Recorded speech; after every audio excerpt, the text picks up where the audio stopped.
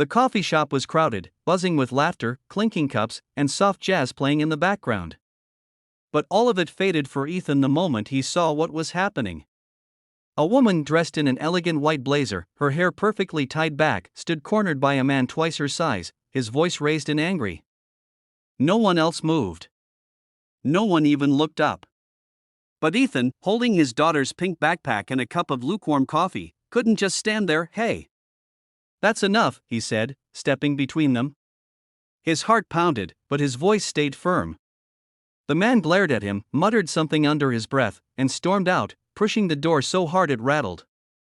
The woman looked shaken, clutching her phone tightly. Are you okay?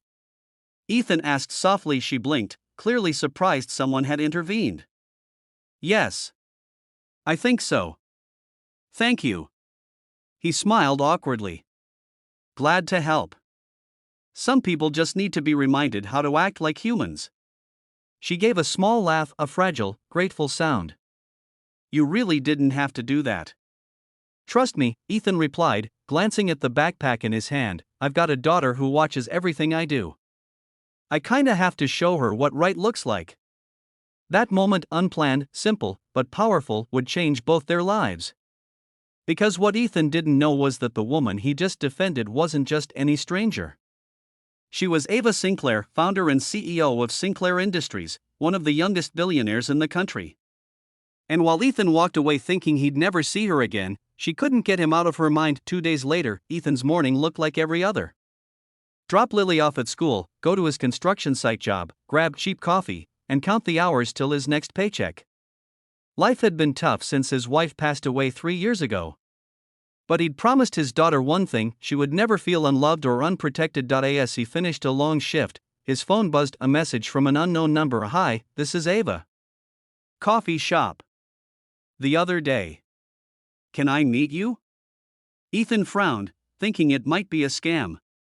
But something about her tone felt real, genuine.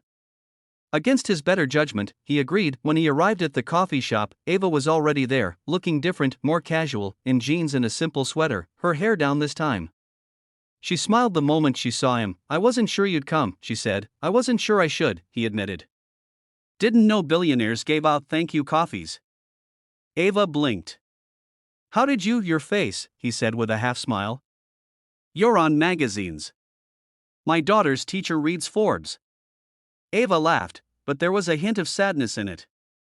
Then you probably think I'm cold, controlling, the usual headlines. I think, Ethan replied gently, you're a person who got yelled at by a jerk, and I happen to be nearby.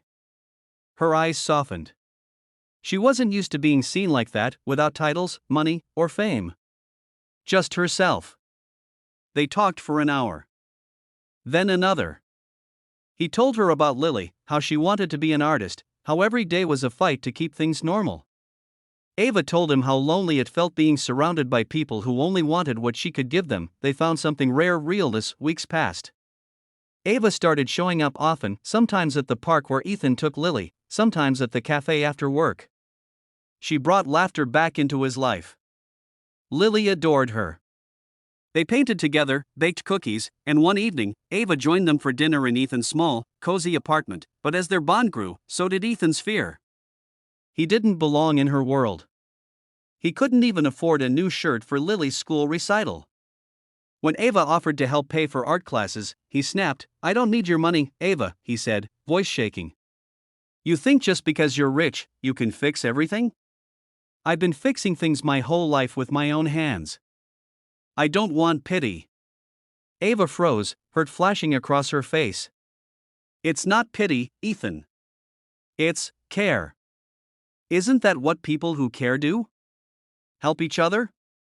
He didn't answer. She left quietly that night, and for days, the silence between them heard more than words ever could have. Then, one afternoon, Ethan got a call. Lily had fainted at school. He rushed there, terrified, and found Ava already in the hospital waiting room.